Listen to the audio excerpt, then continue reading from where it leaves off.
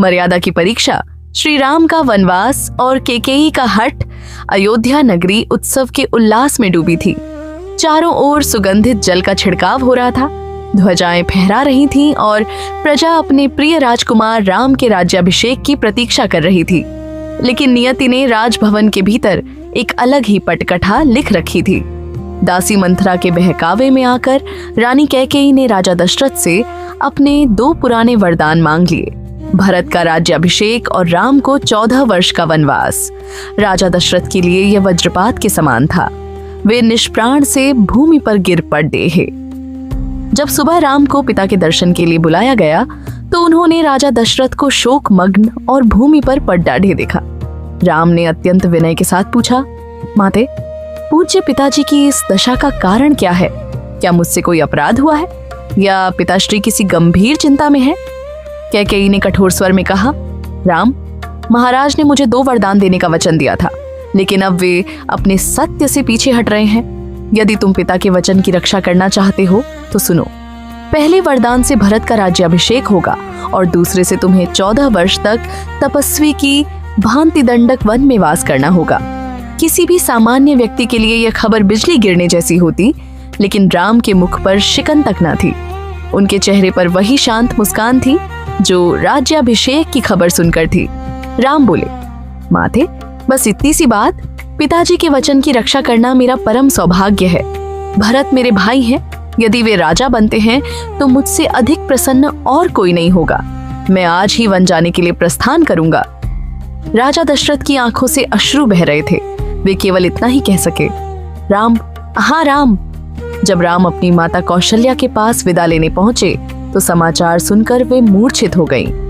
लक्ष्मण, जो राम के अनन्य भक्त थे, क्रोध से तमतमा उठे। लक्ष्मण ने कहा, भैया, यह अन्याय है। महाराज दशरथ वृद्ध हो गए हैं और वे स्त्री के वशीभूत होकर विवेक खो बैठे हैं। मैं इस अधर्म को नहीं होने दूंगा। आप आज्ञा दें, मैं विरोध करने वालों को दंड दूंगा। राम ने लक्ष्मण को धैर्यपूर्वक समझाया, लक्ष्मण, शांत हो जाओ। पिता के वचन को भंग करना अधर्म है। रघुकुल की रीति रही है। रघुकुल रीति सदा चली आई, प्राण जाहूं बरु बचन न जाई। इसमें माता कैकेयी का कोई दोष नहीं। यह सब दैव की इच्छा है। क्रोध को त्यागो और धर्म के मार्ग पर चलो। राम ने सीता के पास जाकर उन्हें महल में रहकर सास ससुर की सेवा करने का परामर्श दिया। उन्होंने वन की कठिनाइयों, हिंसक पशुओं और कठोर मौसम का वर्णन किया। सीता जी ने उत्तर दिया, हे नाथ, जहाँ राम है वहीं अयोध्या है।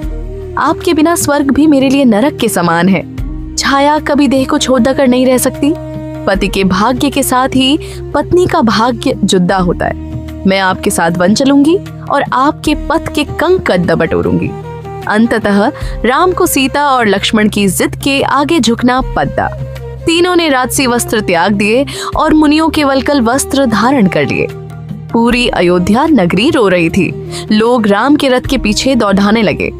प्रथम रात्रि तमसा नदी के तट पर बिताने के बाद राम ने सुमंत मंत्री से आग्रह किया कि वे रथ लेकर लौट जाएं ताकि प्रजा वापस लौट सके। राम, सीता और लक्ष्मण जब गंगा के तट पर पहुंचे तो वहां की घटना राम के प्रेम और करुणा का सबसे बड़ा उदाहरण है। केवट और राम का संवाद। राम ने गंगा पार करने के लिए केवट से नाव मांगी, लेकिन केवट एक अनोखा भक्त था। केवट बोला, भगवान, मैंने सुना है कि आपके चरणों की धूल में कोई जादू है। एक पत्थर की शिला स्त्री अहिल्या बन गई। मेरी नाव तो लकड़ी की है। यदि यह भी स्त्री बन गई तो मेरा परिवार कैसे पलेगा? मैं तभी नाव में बिठाऊंगा जब मैं आपके चरण पखाड़ लूंगा। राम उसकी निश्चल भक्ति देख मुस्कुराए। केवट ने पैर धोए और नाव पार लगाई। जब सीता जी ने अपनी अंगूठी उतराई ताकि राम उसे पारिश्रमिक के रूप में दे सके तो केवट ने लेने से मना कर दिया। केवट के शब्द, प्रभु, हम एक ही जात के हैं। मैं नाव से पार लगाता हूँ, आप भवसागर से पार लगाते हैं। एक मल्लाह दूसरे मल्लाह से मजदूरी नहीं लेता। जब मैं आपके पास आऊं तब आप मुझे पार लगा दीजिएगा। राम ने आगे बढ़ते हुए श्रृंगवेरपुर में निषाद राज गुह से भेंट की। फिर प्रयाग में महर्षि भरद्वाज के आश्रम गए। अंत में वे चित्रकूट पहुंचे, जहां उन्होंने अपनी कुटिया बनाई। इस पूरी यात्रा में राम ने कभी दुख प्रकट नहीं किया। उन्होंने मार्ग में आने वाले ऋषियों का आशीर्वाद लिया और वनवासियों को प्रेम दिया। उनके जाने के बाद अयोध्या सूनी हो गई और विच्छोह में राजा दशरथ ने राम राम कहते हुए अपने प्राण त्याग दिए। यह घटना सिखाती है कि सुख और दुख को समान भाव से स्वीकार करना ही वास्तविक मनुष्यता है। श्री राम ने राजभवन के ऐश्वर्य को त्याग कर वन की धूल चुनी ताकि वे समाज को मर्यादा और त्याग का पाठ पढ़ा सकें।